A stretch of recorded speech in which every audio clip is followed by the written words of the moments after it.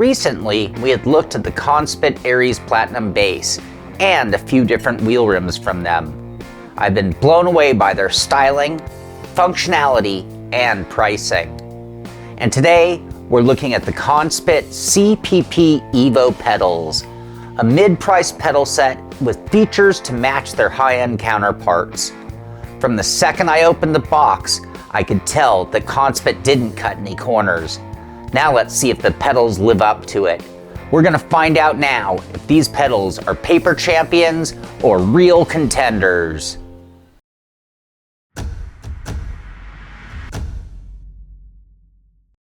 This is the Simpit, I'm Sean Cole, and these are the Conspit CPP EVO Pedal 3.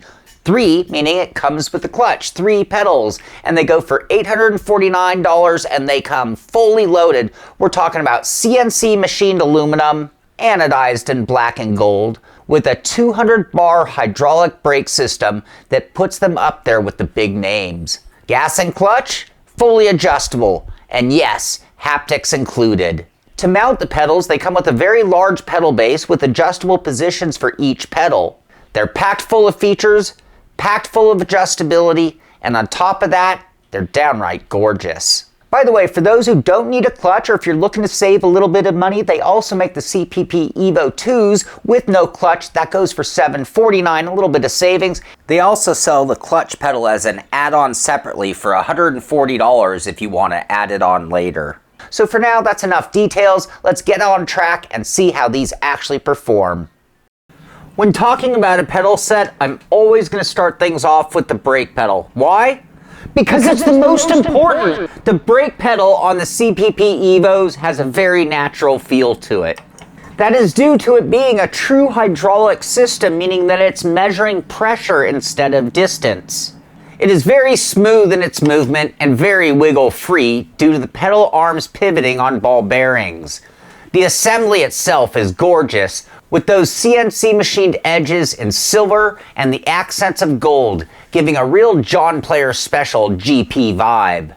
That would all be enough, but then comes the adjustability of the pedal, and what's best is how easy it is to do. You can adjust the overall pressure of the pedal by moving the front pivot point to different holes. The lowest hole is the lightest resistance, matched for sports cars, with about 79 kilograms of force, or similar to a Fanatic Club Sport set. This also increases the travel quite a bit. On the highest setting, we're talking about F1 forces of 147 kilograms of force, on par with the highest rated pedals on the market. And at this high pressure also comes a much more limited amount of range or movement. So with that, you have an incredible amount of pressure and range to suit any style. You can also adjust the preload on the pedal with the adjustment knobs on the front and back. The end result is that I really enjoyed racing on this brake pedal. It was just so easy to get used to, and I think being able to get that pressure and range and that hydraulic system all combined to give it something that was just kind of intuitive. I didn't have to think. I just jumped on it, started braking, and I could immediately start maximizing my threshold braking. I mean, the game in racing is wanting to get the most out of your brakes, almost locking up, but not quite, and at the same time, you don't want to leave any on the table. With this hydraulic system, I could balance my weight on that pedal under braking and just slightly add or reduce pressure, keeping that teeter-totter perfectly centered. And as I start to release for perfect trail braking, I don't have to fight the spring-loaded system pushing back on my foot.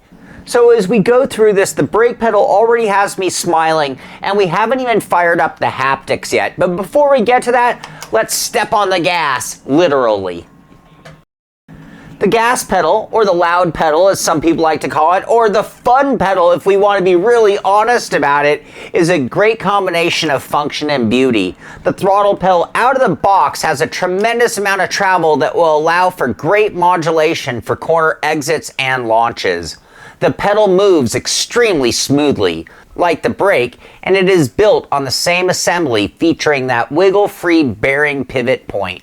If you thought the throw was too much reach for your foot, well, no problem. A simple turning of the dial on the back and your pedal travel is adjusted. Everyone has their perfect amount of throw that gives them the delicate touch to throttle steer out of corners. And the CPP Evos nail it no matter what. You can adjust the throttle's tension in two ways. Large jumps using the connecting rod pivot point, or fine tuning by spinning the collar to add or release spring pressure. Between both, you get a ton of control over pedal feel. So both large and fine adjustments in pressure ensure that the travel is delivered perfectly. So in the end, the gas pedal is pretty simple, and it does check all the boxes of things we would need, and the only thing I would like to see is the ability to adjust the start position, and that's mainly for heel-toe drivers who like to set the gas a little bit behind the brake. Now the clutch pedal follows the same path as the other two pedals in its assembly and beauty. So you've got that wiggle-free pivot point of the ball bearing. You have all those beautiful CNC edges and the color to match, with the big exception being its cam operation. So it has an entire cam assembly onto the back of it, and with its linkage system, it mimics a clutch pressure plate release point. The fall-off feel is a bit understated compared to some other clutch pedals, but definitely has a curve, not a linear action like the throttle. There's an adjustment dial that will increase or decrease the pressure and engagement point. This pedal also moved very smoothly and it was wiggle-free. With that said, the clutch was the least impressive of the three pedals, but still got the job done. For me and a lot of people, the clutch is the least important and the least used pedal of the three anyway, and for some who are considering the CPP Evo 2s, it doesn't even come with a clutch anyway. Also adjustable on the pedals are the pedal faces in both height and angle, with the highest position having the pedal tops about 9.5 inches above the deck. Another great feature of the CPP Evo pedals are the pre-installed MDVF shakers, one for each pedal with a purple tinted window to let you see them spinning away. Haptics on our pedals are the latest rage in sim racing, and these little suckers are very noticeable while driving. That is, when the sim supports it. The haptics are quick to react and add a whole new level of immersion and performance to the pedals. It's amazing how fast I can react to the brake pedal notifying me of lockup or ABS activation. When you're all dialed in, the motor effect hits your foot and you can ease up as a reaction quite naturally, maintaining good braking. These added a lot to an already high-performance pedal set. I honestly didn't expect the haptics to help with braking this much, but now I miss them when they're turned off. Within the Conspit Link software that you will need in order to operate these pedals best, you can control the strength and power of the shakers. You can assign a function or telemetry type to each pedal, and you might want to double check their list of what is supported in each game before doing so. In Conspit Link, you can also set the calibration start and stop point for each pedal.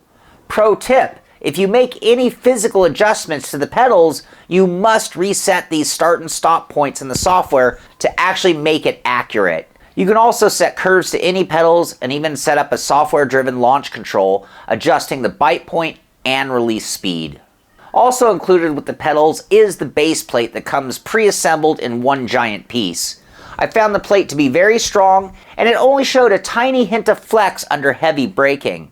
I love the continued styling of the plate with the aluminum in black and gold, and it's slightly raised off the pedal deck, standing on its feet.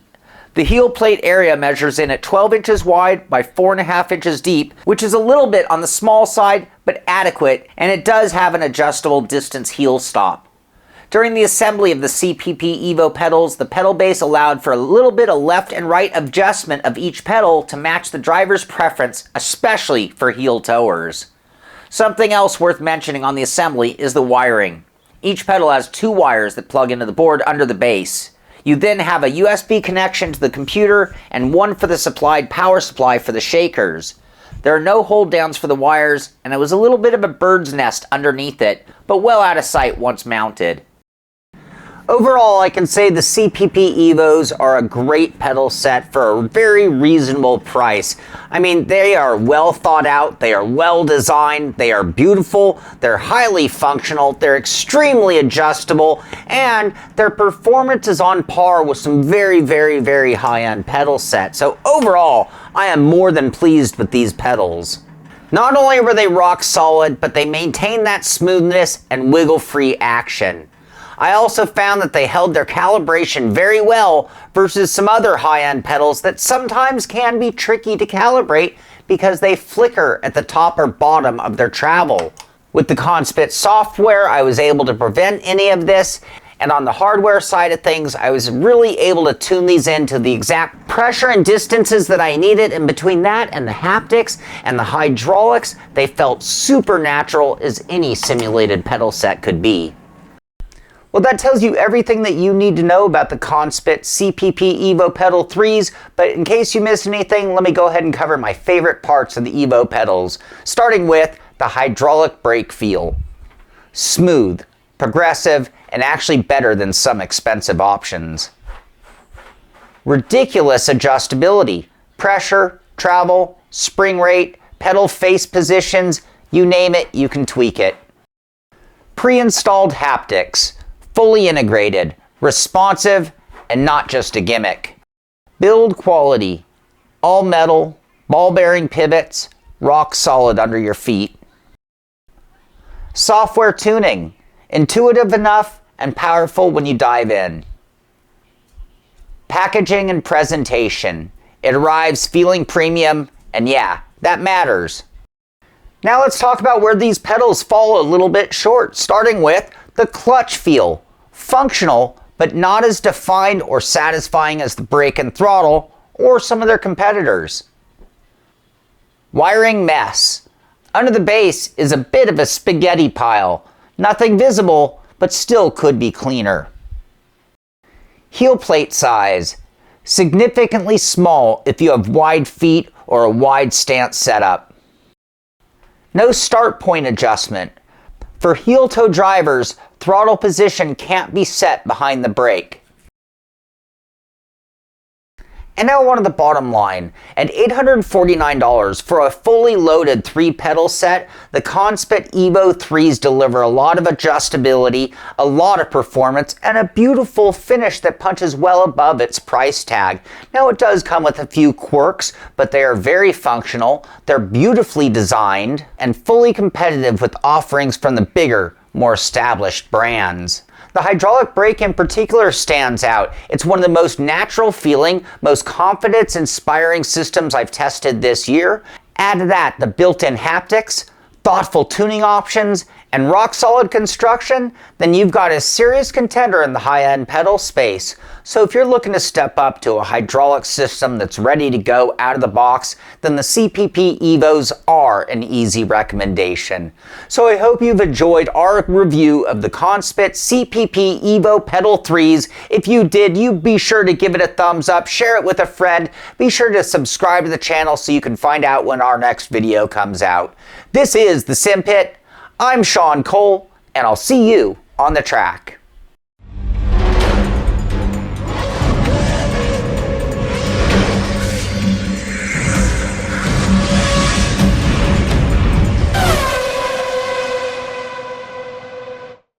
You